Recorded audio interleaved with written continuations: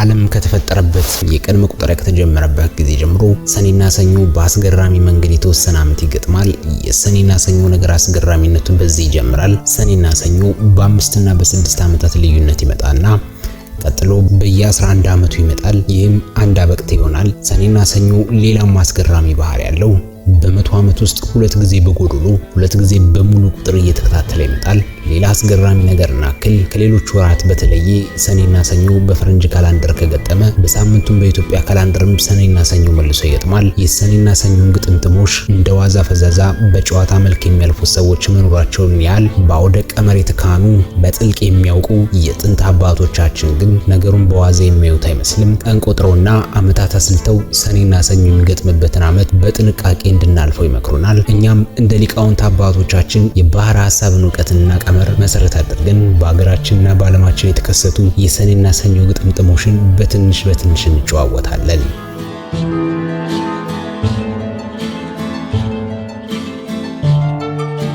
የሰኔና ሰኞ ግጥምጥሞሽ በኢትዮጵያ ክፉ ቀን የምንለው ረሃብ፣ በሽታና ጦርነት ነው። የሰው ብቻ ሳይሆን የከብት በሽታ ጭምር የኑሮ ሚዛንን የሚያዛባበት አጋጣሚ አለ። በ1880ዎቹ መጀመሪያ ላይ በኢትዮጵያ አስከፊ ረሃብ ሲቀሰቀስ በስተኋላም ብዙ ቸነፈር ሲወርድ ሰኔና ሰኞ ገጥሞ ነበር። የከዋክብት ስነ ፈለግ ዕውቀት የነበራቸው አባቶችም የሰኔና ሰኞን ግጥምጥሞሽ ከከዋክብቱ ተጽዕኖ ጋር ቀምረው መጪውን የረሃብ ወይም የጦርነት ዘመን በትክክል ይተነብዩ ነበር። ዛሬ የምናደርገው የቻልነውን ያህል አውደ ታሪክ ፈትሸን በእርግጥ ሰኔና ሰኞ ሲገጥም ምን ተፈጠረ የሚለውን ይሆናል። ወደ ዝርዝር አውደ ታሪካችን ከመግባታችን በፊት ጥቂት ስለ ሰኔና ሰኞ አስገራሚ ባህሪ እንግለጽላችሁ። ሰኔና ሰኞ በ5 በ6 ዓመት ከዚያም በ11 ዓመታት በኋላ ይመጣል። ከ11 ዓመታት በኋላ የሚመጣው ሰኔና ሰኞ ዝግጅት እስካልተደረገ በሀገሪቱ ላይ የጦርነት ወይም የረሃብ ደመና ሊያመጣ እንደሚችል ያመለክታል። እናም ለሚቀጥሉት ዓመታት ዝግጅት ካልተደረገ በሶስተኛው ዓመት ላይ የከፋ ቸነፈር ይወርዳል። በ1880 ሰኔና ሰኞ ገጠመ። ዝግጅት ስላልተደረገ በሚቀጥሉት 2 እና 3 ዓመታት ከ50 ሺህ በላይ ሰዎች በረሃብ ቸነፈር አለቁ። እንዲህ እያልን ባለፉት 200 ዓመታት የሆነውን ነገር አብረን እንመልከት። በ1812 በዚህ ዓመት ሰኔና ሰኞ ገጠመ። የንጉሥ ኃይለ ሥላሴ አባት መርዳዝማች ወሰን ሰገድ በዚህ ዓመት ከጦርነት በኋላ በብርቱ ቆስለው ሞቱ። በ1829 6 በኢትዮጵያ ከፍተኛ ረሃብ ሆነ። ረሃቡን ተከትሎ የኮሌራ በሽታ በመምጣቱ በተለይ በሸዋ እጅግ ብዙ ሰው ሞተ። በ1846 የዚህን ዓመት ሰኔና ሰኞን ተከትሎ የሸዋ ንጉሥ የነበሩት ሚኒሊክ አያት ንጉሥ ኃይለ ሥላሴ ከዚህ ዓለም በሞት ተለዩ። በ1857 በ19ኛ ክፍለ ዘመን የነበሩት የሰኔና የሰኞ አበቅቴዎች መካከል ይሄኛው አንደኛውና ተጠቃሽ ዘመን ነው። በኢትዮጵያ አቆጣጠር በ1849 ዓ.ም መሆኑ ነው። ጥንቃቄ፣ ዝግጅት፣ ጸሎትና ግዝት እስካልተደረገ በስተቀር አበቅቴ ላይ የሚያርፈው ሰኔና ሰኞ በተከታታይ ዓመታት የሚያመጣው ቸነፈር ከበድ ያለ ይሆናል። ይህ ዘመን የአጼ ቴዎድሮስ ዘመነ መንግስት ነው። በኢትዮጵያ አቆጣጠር 1849 ሰኔና ሰኞ ከገጠመ በኋላ አጼ ቴዎድሮስ በእጃቸው ያለውን እያጡ የነበረበት ፈታኝ ዘመን ነበር። በጎጃም ደጃች ተድላ ጓሉ፣ በሸዋ ሰይፉ መሸሻ፣ በሰቆጣ ዋግሹም ገብረ መድህን፣ በጎንደር ጋረድ ክንፎንና ግንባሮ ካሳ፣ በትግራይ ደጃች ንጉሴ አመፀውባቸው ወሎና በጌ ምድር ማልገዛም ብሎ ያስቸገረበት ወቅት ነበር። የጎንደር ቀሳውስት ተሰብስበው ለአጼ ቴዎድሮስ አዲስ የመንግስት አሰራር እንዲከተሉ በድፍረት የተናገሩበት ሁኔታ ተከስቷል። ከዚያ በፊት ታይቶ በማይታወቅ ሁኔታ የሸዋ መኳንንት የተገደሉበት፣ ተገድለው የቀሩት እጃቸውን የተቆረጡበትን አጋጣሚ እናስታውሳለን። ሌላው ቀርቶ በዓመቱ የአጼ ቴዎድሮስ ሚስት እቴጌ ምንትዋብ በ1851 ዓ.ም ሞቱ። ቀጥሎም የእንግሊዝ ወኪል ፕላውዴንን የአጼው ዘመድ ጋረድ ክንፉ በጦር ወግተው ገደሏቸው። ከዚያም እንግሊዛዊ አማካሪያቸው ጆን ቤል ሞተ። ከዚህ በኋላ የነበረው ምስቅልቅል በቃላት ብቻ ተገልጾ የሚያልፍ አይደለም። ካልተዘጋጁበት በስተቀር የአበቅቴው ሰኔና ሰኞ በኢትዮጵያ ታሪክ ውስጥ ተከታታይ ችግር ቸነፈሮች አሳልፈዋል። 1863 በአሜሪካ ደግሞ የእርስ በርስ ጦርነት የተጀመረበት ሲሆን በጦርነቱም ከግማሽ ሚሊዮን በላይ አሜሪካውያን ሞተዋል። ኤፕሪል 17 1868 ወይም በ1860 ዓመተ ምህረት ህይወታቸውን ያጠፉበት ዓመት ሰኔና ሰኞ የገጠመበት ዓመት ነበር። በ1891 አንድ አበቅቴ ወይም 11 ዓመት በኋላ የሚመጣው ሰኔና ሰኞ ግጥምጥሞሽ አስፈሪ ነው። በዚህ ዘመን በቂ ዝግጅትና ጥንቃቄ ባለመደረጉ በአገሪቱ ታይቶ የማይታወቅ አስከፊ ነገር ሆነ። ይህ ዘመን በኢትዮጵያ ታሪክ ውስጥ ክፉ ዘመን በመባል ይታወቃል። በሰሜን አክለ ጉዛይ ጀምሮ በጌ ምድርን ጨምሮ ሸዋና ሐረር እንዲሁም እስከ ደቡብ ድረስ የዘለቀ ረሃብና በሽታ ተስፋፋ። የአንበጣ መንጋ ሳር ቅጠሉን ጥሬ እህሉን ሁሉ ጨረሰ። በዚህ እንዳይበቃ የኮሌራ ተስቦና ፈንጣጣ በሽታ ህዝቡን እያሰቃየ ጨረሰው። በዚህ ምክንያት አጼ ምኒልክ የንግስና በዓላቸው ጭምር በሌላ ጊዜ ተዛወረ። በ1896 ሰኔና ሰኞ የገጠመበት የኢትዮጵያና የጣሊያን ጦርነት ተቀስቅሶ በአምባላጌ በመቀሌና በአድዋ ብዙ ሺህ የሚቆጠሩ ኢትዮጵያውያን የሞቱበት ዘመን ነው። ምንም እንኳን ጦርነቱ በኢትዮጵያ አሸናፊነት ቢደመደምም የጦርነት መልካም ስለሌለው የሰው ልጅ ህይወት የተገበረበት የሰኔና ሰኞ ግጥምጥም ውጤት ነው። በ1914 ሰኔና ሰኞ ከመግጠሙ አንድ ዓመት በፊት የሚሞቱ ሰዎች ከደጋጎቹ አባቶች የሚመደቡት አጋጣሚ አለ። ለዚህም ይሆናል አጼ ምኒልክ ህይወታቸው ያለፈው አንድ ዓመት ቀደም ብለው ከታህሳስ 3 ቀን በ1906 ሲሆን የንጉሠ ነገሥቱ ሞት ይፋ አልተደረገም ነበር። አባታቸው ንጉሠ ኃይለ መለኮት በተመሳሳይ ሁኔታ ከሰኔና ሰኞ ግጥምጥሞሽ አንድ ዓመት ቀደም ብለው እንደ አውሮፓ አቆጣጠር በ1856 አረፉ። በዚህ ዓመት ሰኔና ሰኞ ሲገጥም በዚያ ወር ብዙ ደስ የማይሉ የጦርነት ነገሮች አውሮፓ ይከሰቱ ጀመር። ፈረንሳይ፣ እንግሊዝ፣ ጀርመን፣ ጃፓን እርስ በርሳቸው ተበጣብጠው በመጨረሻ አንደኛው የዓለም ጦርነት በዚሁ ዓመት ተጀመረ። 1925 ይህ ያበቅተ የሰኔና ሰኞ ግጥምጥም ዓመት ቢሆንም ብዙ ከህዳር በሽታ ገና ማገገሙ ነበር። የህዳር በሽታ በንፋስ መጥቶ 40 ሺህ ህዝብ ጨረሰ። አልጋ ወራሹና ንግስቲቱ ጭምር ታመው አገገሙ። ህዝቡም ወደ ፈጣሪው ጊዜውን አበዛ። ሆኖም በዚህ ዓመት ማለትም በኢትዮጵያ አቆጣጠር 1917 ዓ.ም ሰኔና ሰኞ ስለሚገጥም ምን ይሰማ ይሆን ጆሮ ተብሎ ሲጠበቅ አስገራሚ ነገር ሆነ። የንጉሥ ሳህለ ሥላሴ ልጅ የራስ ዳርጌ ልጅ ወይዘሮ ፀሐይ ወርቅ ዳርጌ አልጋ ወራሽ ተፈሪ መኮንን ላይ አስገራሚና የተቀነባበረ የመግደል ሙከራ አደረጉ። ዓላማውም አልጋ ወራሹን በማስገደል ልጅ ኢያሱን እንደገና ወደ ስልጣን ለማምጣት ሲሆን ተኩሶ ለመግደል ከተመደቡት ሰዎች መካከል መሐመድ አባሽ አንቋን ነጣጥሮ ሲተኩስ ጥይቱ ከሸፈበት። በሌላ አቅጣጫ አልጋ ወራሹን ለመግደል የተመደበው ሰው ደግሞ ሊተኩስ ሲል እጁ ዝሎበት ስለተንቀጠቀጠ መተኮስ አቅቶት ተያዘ። አልጋ ወራሽ ተፈሪም ከሞት ተርፈው በመግደል ሙከራ ከተካፈሉት ሰዎች በሙሉ ታሰሩ። ይህም ሰኔና ሰኞ በገጠመበት የሰኔ ወር መከናወኑ ህዝቡ ወይ ሰኔና ሰኞ እያለ ይገረም ነበር። አልጋ ወራሹ ቢገደሉ ኑሮ ሊመጣ ከሚችለው ያበቅቴ ቁጣም ህዝቡ ዳነ።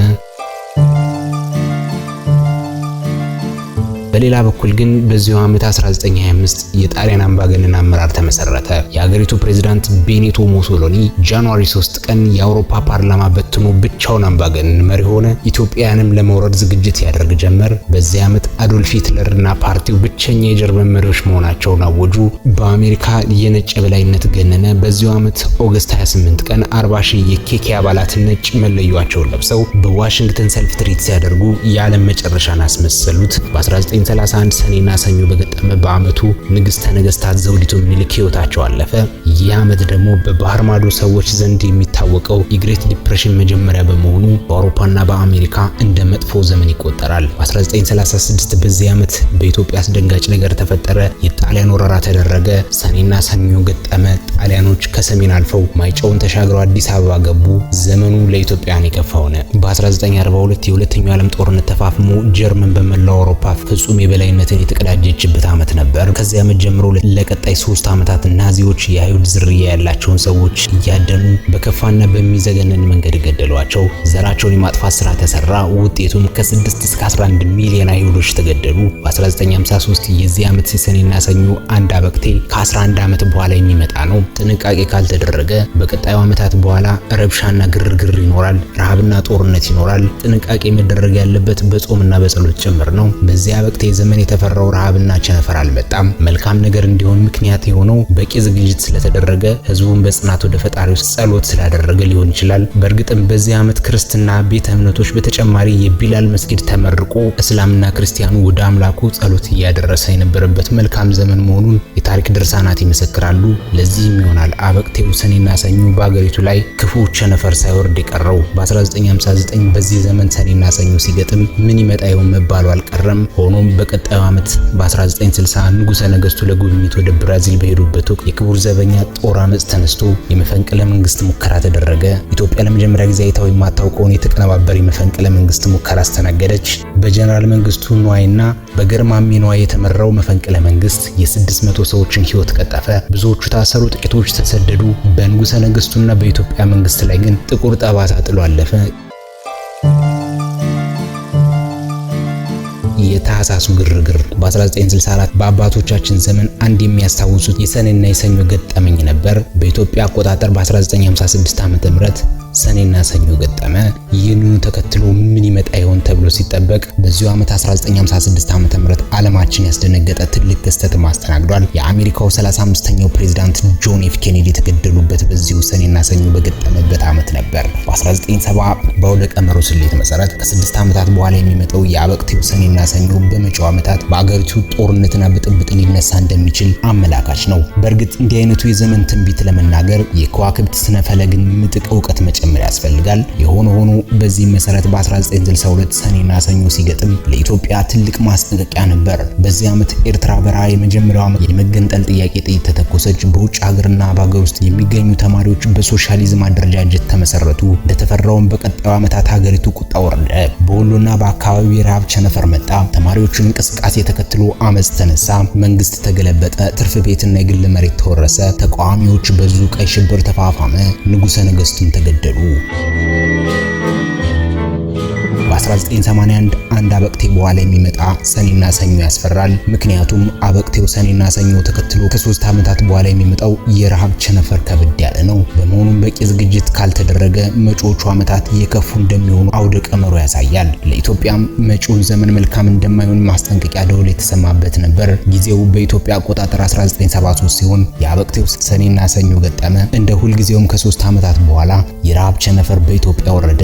ከ1976 ዓ.ም ጀምሮ የተከሰተው የረሃብ ቸነፈር በኢትዮጵያ አልፎ በመላው ዓለም ተሰማ። በሌላ በኩል ደግሞ በዚህ ዓመት ጀምሮ በሰሜን ኢትዮጵያ የሚደረገው የጸረ ደርግ ትግል ተጠናክሮ ቀጠለ።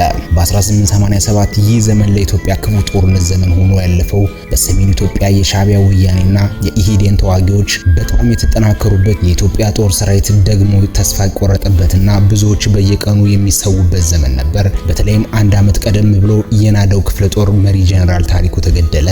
ጀነራል ታሪኩ ከተገደለ በኋላ ሁኔታዎች መልካቸውን ቀየሩ። ጦርነቱ እየተፋፋመ ሄዶ ሻዕቢያ ብዙ ቦታዎችን ድል አገኘ።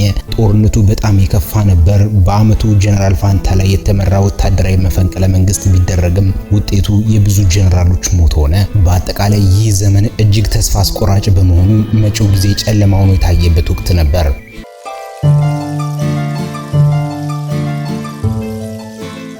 በዚህ ዓመት ሰኔና ሰኞ ሲገጥም ዘመኑ ለራሺያ ጥሩ አልነበረም። ታላቋ ሶቪየት ህብረት አገራት ኢስቶኒያ፣ ሊቱዌኒያ፣ ላትቪያ የነጻነት እንቅስቃሴ ጀመሩ። በዚህ ዓመት የተጀመረው የነጻነት ጥያቄ ተከትሎ የቀድሞዋ ሶቪየት ህብረት ቀስ በቀስ ተበታተነች። የኢራንና ኢራቅ ጦርነት እጅግ የከፋ ደረጃ ላይ ደረሰ። ዓለማችን የመጀመሪያው የባህረ ሰላጤው ጦርነት ተቀሰቀሰ። የበርሊን ግንብ ፈረሰ። መካ መዲና ለኢድ ሄዱ። የኢራን ሙስሊሞች ባነሱት ረብሻ ምክንያት የሳውዲ ፖሊሶች 402 ሰዎችን ገደሉ።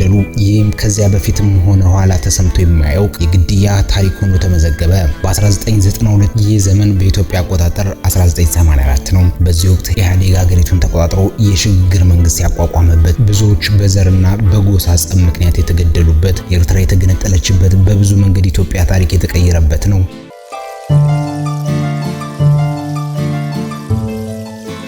በሌላ በኩል ይህ ዘመን ለአሜሪካ አስከፊ ዘመን ነበር። በዚህ ዓመት ሰኔና ሰኞ 5 ዓመታት በኋላ እንደገና የሚገጥምበት ጊዜ ሆነ። አጋጣሚውም እስከዛሬ ድረስ የአሜሪካን ታሪክ ያጠለሸ በጥቁር ቀለም የተጻፈበት ቅሌት ሆኖ አለፈ። ፖሊስ በጥቁር አሜሪካውያን ላይ የፈጸመውን በደል ተከትሎ በሎስ አንጀለስ ከተማ ብቻ ሌላውን የአሜሪካ ከተሞች ሳይጨምር በሎስ አንጀለስ 3600 ቦታዎች እሳት ነደደ። 1100 ህንጻዎች በእሳት ጋዩ። 2000 ሰዎች ተጎዱ። 30 ያህል ሰዎች ሞቱ። በ1998 በመቶ ዓመት አንድ ጊዜ አዲስ ሚሊኒየም ከመጀመሩ በፊት የአበቅቴ ቀመር ይቀየራል። እናም በ5 በ6 እና በ11 ዓመታት የሚመጣው ሰኔና ሰኞ ቀመሩ ይቀየርና ከ8 ዓመታት በኋላ ሰኔና ሰኞ ይገጥማል። ይህን ተከትሎ በዚህ ዓመት ሰኔና ሰኞ የሚገጥምበት ጊዜ በመሆኑ በኢትዮጵያ ላይ ምን ይመጣ ይሆን ተብሎ ሲጠበቅ በግንቦት ወር የተሰማው ዜና መልካም ሳይሆን ቀረ። ኢትዮጵያና ኤርትራ ጦርነት ፈነዳ። ከሰኔ ወር በኋላ ጦርነቱም ተፋፍሞ ቀጠለ። በጥቂት ወራትና በአንድ ዓመት ውስጥ ከ100 ሺህ በላይ ወታደሮች ሞቱ፣ ነዋሪዎች ተፈናቀሉ።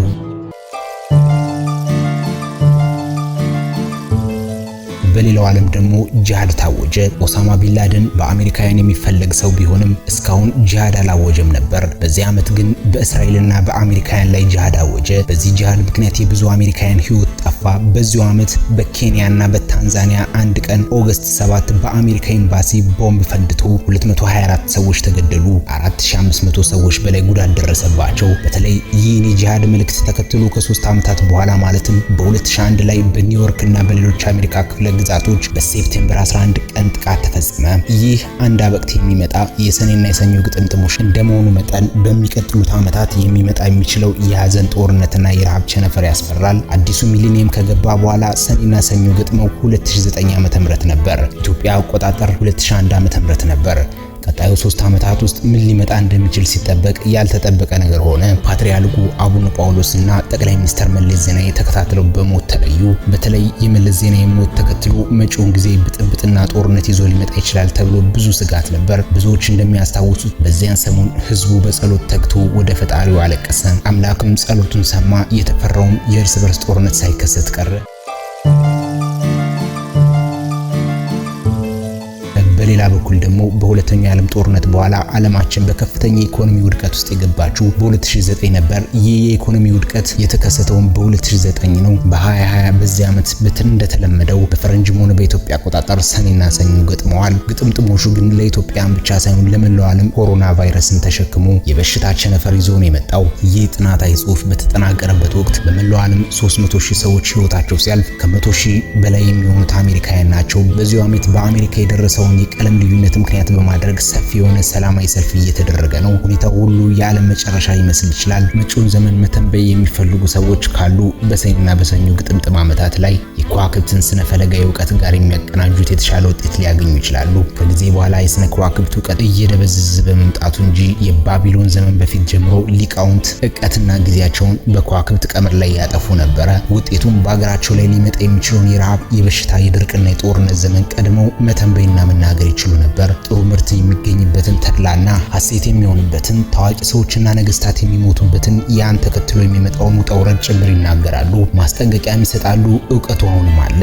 ይህን ማመን ወይም አለማመን የግል ምርጫ ነው። እኛ ግን እንላለን ይህ የሰኔና ሰኞ ግጥምጥሞሽ በብዙ ሰዎች ዘንድ ይወራል። ታሪክም ጽፎታል። የታሪክ አዋቂዎችም ይናገራሉ። መጽሐፍቶችም ጽፈውታል። ከተጻፉ ጽሑፎችና ከተነገሩ ንግርቶች ባሻገር ዓለም ላይ የተከሰቱ ኩነቶችና ዓመተ ምሕረቶቻቸው ሰኔና ሰኞ የገጠሙበት ገጠመኝም ጭምር አንድ ላይ ተካቶ የቀረበበት መረጃ ነው። በ2026 ዘንድሮ ሰኔና ሰኞ ገጥሟል። ምን ይከሰት ይሆን የሚለውን አብረን እናያለን። የዘንድሮን የሰኔና የሰኞ ግጥምጥሞሽ አስመልክቶ የኋላ ታሪኩንና አስገራሚ ክስተቶችን ጠቅሰን ለማቅረብ የሞከርንበት ቪዲዮ ነው። በዚህ ቪዲዮ ላይ ያላችሁን አስተያየት አካፍሉን። መጪውን ጊዜ የሰላም ያደርግልን። ስለተከታተላችሁኝ አመሰግናለሁ። መልካም ጊዜ